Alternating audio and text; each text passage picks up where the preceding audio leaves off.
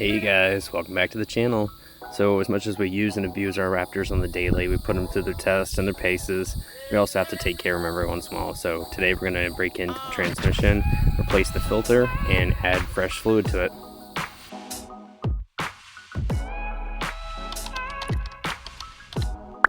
This little O-ring here goes between the transmission filter and the pump inside the oil pan. So you can get it from Ford. It's like just $2 or $3. It was not very expensive at all. The filter, on the other hand, was actually quite expensive. I found it for about $72 on Amazon, just the cheapest I could find it anywhere. From Ford was over $100. If you need the part number there, just screenshot it when I pause over the part number. Once again, a win for Amazon. They had the cheapest price per quart for the Motorcraft ULV, which stands for ultra low viscosity, I could find anywhere. It was about $8.30 a quart for a 10-pack. So go to Amazon, look around, see if you can find it. eBay was a little over $100 for a 10-pack. So during this process, you want to make sure to remain as clean as possible in your environment, the tools you use, the parts you put in, because I work directly on the dirt, so I have to be very mindful of it. Just be cautious, take your time, don't rush anything, and you can get through this. So all the way around, you got this heat shield you're gonna have to take off. So it is split, so at least you can get it via passenger side versus driver side. So you can really take care of that. It is fully split, so that's good. So these are 10mm bolts right here. Take those off. 1, 2, looks like. And then we've got 3 back here. So it looks like it's only held on by 3.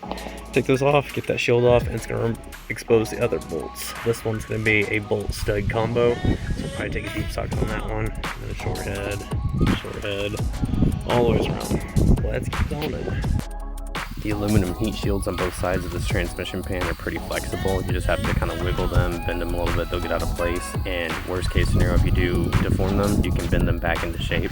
I used a vacuum pump to get the fluid out, and once I started, I was able to shut it off and actually siphoned. So I was able to siphon out as much fluid as I possibly could before I dropped it, but it still seemed like I had a bunch in there once it drops down here in a second. I did use a magnetic bowl to capture all my bolts here just to make sure I could keep them all in line and safe and tidy, because remember, I am working on the dirt, so I have to be mindful of these things. I did run into a slight sticky issue right here as the pan tried to come down from the transmission. It got stuck and wedged between the exhaust, and I'm 90% sure I have stock exhaust, so everybody who I saw online, people's just came right loose. Mine had to do a little bit of wiggling and I was able to get it free, but again, just being cautious.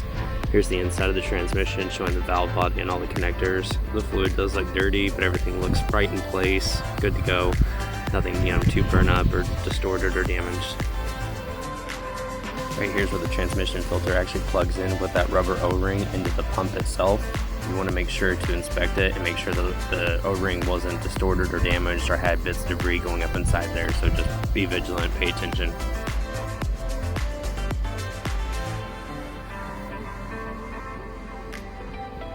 I'm also just giving you guys a quick tour of the inside of the transmission in case you're working on something else, if you're looking to replace a valve body and you just need to see bolts, placement, or anything of the sort. That way, you can kind of get an idea based off of what mine looks like here.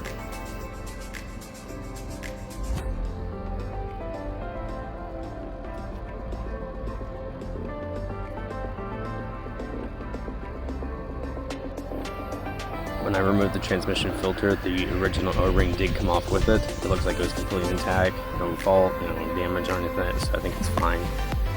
Inside of each of these filters is built-in magnet, on top of the pan having a magnet itself. And after 216,000 miles, I don't believe this looks too bizarre. This is just normal shear and wear and tear from the friction plates inside of the clutches. So don't be too alarmed if you see a little bit of metal shear like this. Just base it off of how the vehicle drives, how the transmission shifts, and just kind of go from there. Most important thing you're looking for in this shimmer is large chunks of debris. This right here feels exactly like sand. It's absolutely smooth, itty bitty particles, nothing big. I couldn't actually feel it between my fingers, so nothing alarming.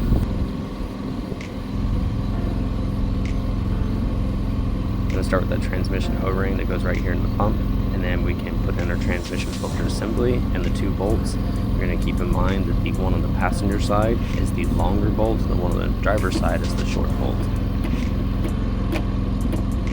You're going need some forceful wiggling here to get it to actually seat into that grommet.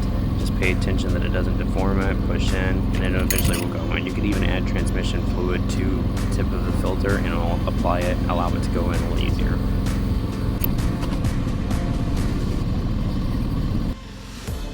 Both these bolts you're going to want to torque down to 96 inch-pounds on both sides.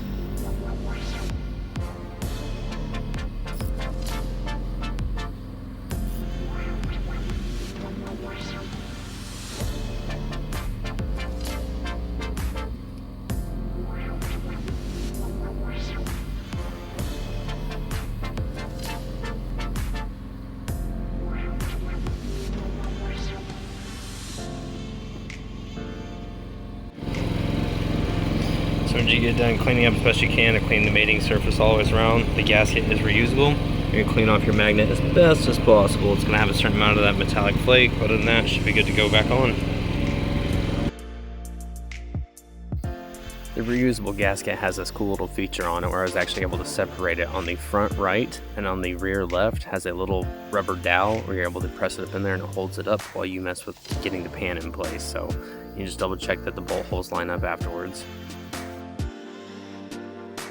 And then go down and use brake clean on any surface that had oil left over on it, so once we're easily able to spot check if there's any leaks. The pan bolts are going to be torqued down to 96 inch-pounds as well, all the way around. So it's the next day here. Now we're going to focus on refill. Oh yeah, time to get that ULV, that red cherry, back inside the truck. So let's do it. I did go ahead and recapture everything that I did drain out the night before just so I could double check and kind of account for how many quarts I did lose. I was able to get to 5.5, almost 6 quarts. There's a certain amount of it that did hit the ground and missed, but I mean, it's also wearing it on the frame rails, so basically it's about 7 quarts total. As much as this is not going to fit, because this is made for regular size quart, it still has just a opening here, a foil. So we're just going to poke it down in there, and still it's going to be the same thing as the Harbor Freight one, so we can get the job done and move on.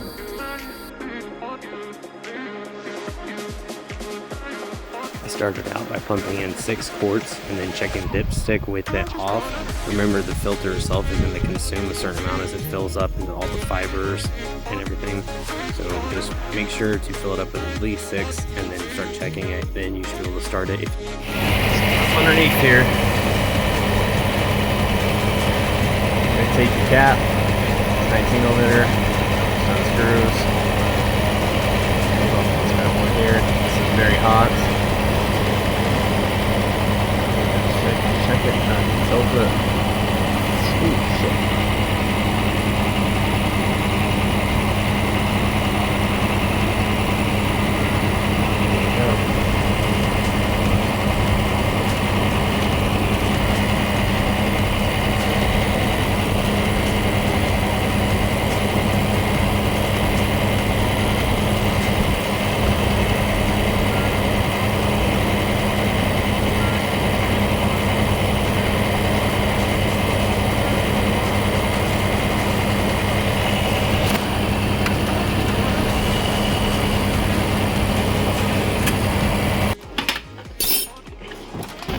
That's going to be it for today's video. I hope you enjoyed. Please consider hitting subscribe, sticking around, smash that like button if you got any information from this video, and stick around because this Ford Raptor is going to get a lot more miles on it, a lot more repairs done to it, a lot more fun just having it. So thank you guys so much for watching. Catch you in the next one.